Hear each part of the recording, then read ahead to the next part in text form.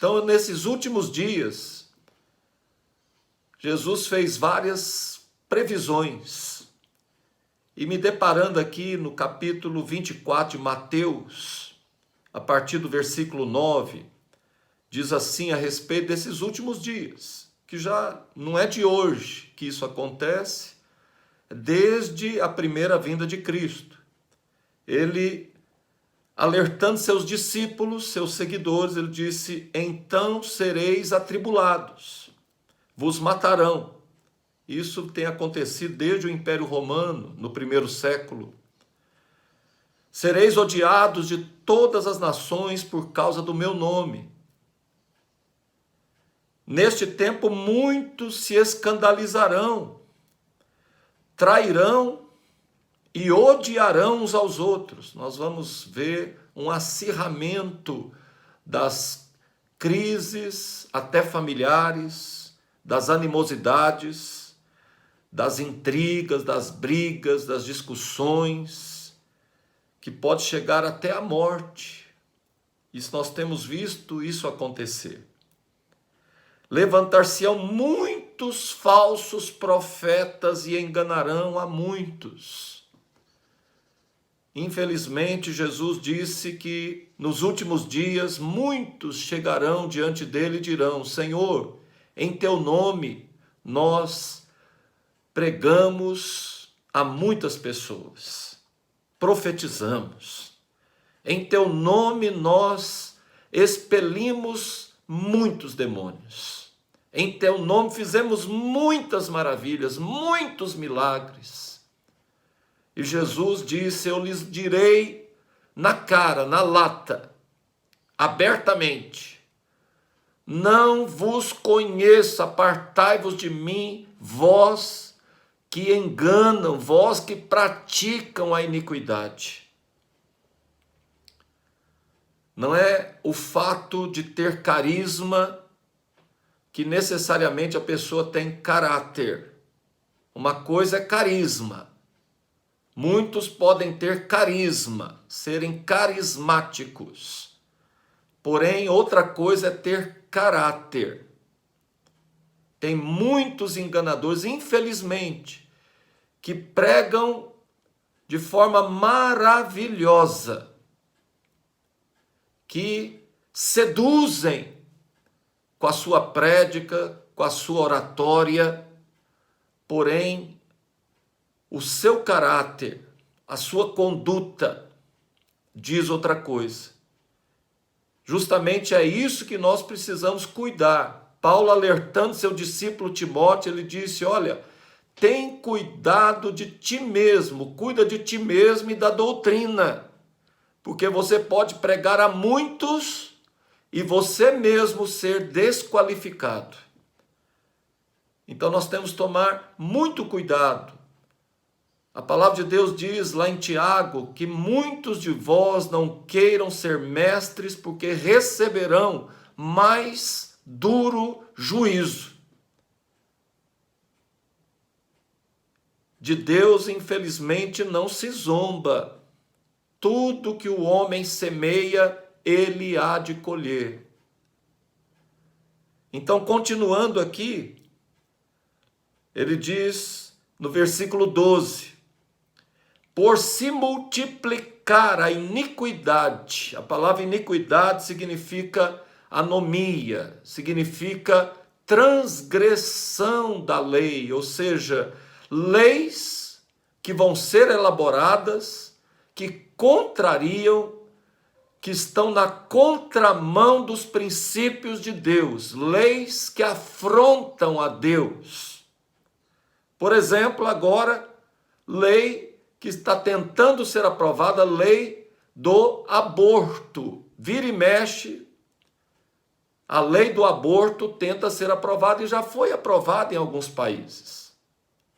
Leis que proíbem a disciplina da criança. A palavra de Deus é muito clara. Disciplina a criança no caminho que deve andar e mais tarde não se desviará dele. Nunca, em nenhuma fase da história tivemos crianças tão rebeldes que afrontam os pais. Crianças, inclusive, que colocaram pais na cadeia, simplesmente por serem disciplinadas.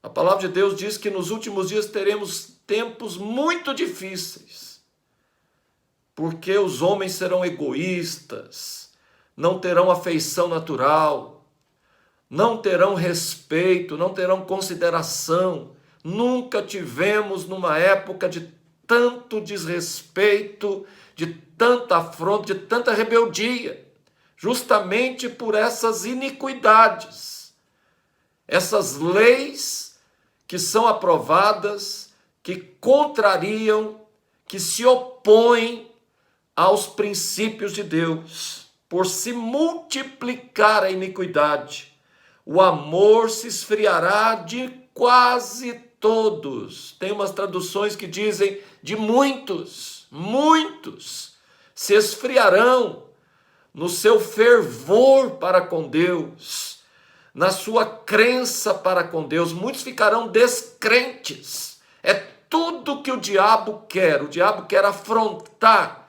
a nossa fé. A palavra de Deus diz que a nossa fé será provada, que a prova da nossa fé é mais preciosa do que todo o ouro que resiste, que brilha.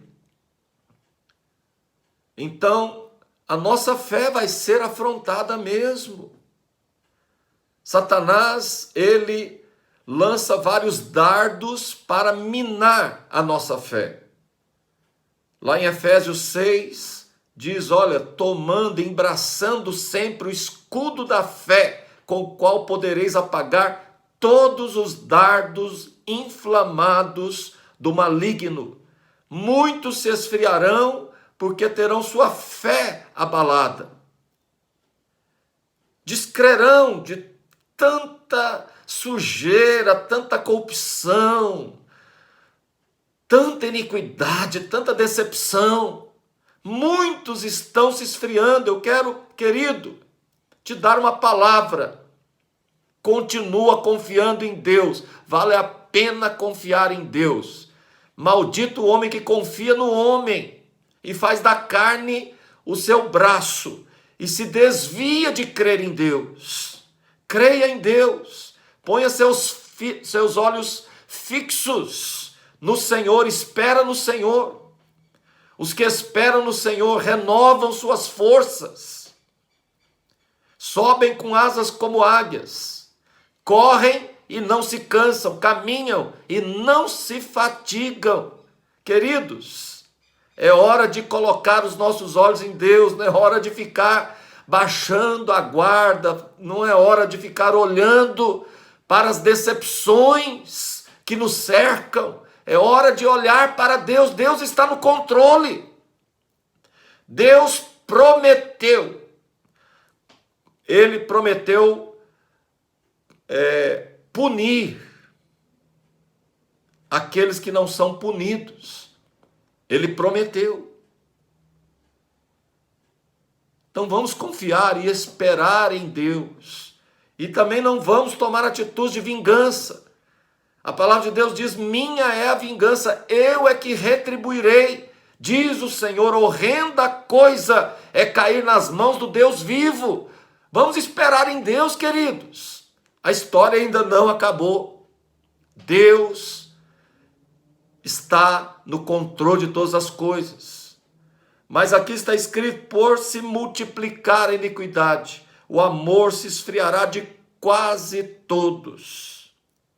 Mas, olha, aqui tem um mas, porém, glória a Deus, tem um porém, aquele que perseverar. Você precisa de resiliência, uma palavra muito utilizada ultimamente, resiliência. Você precisa crer no impossível. Os possíveis são dos homens, mas os impossíveis são de Deus.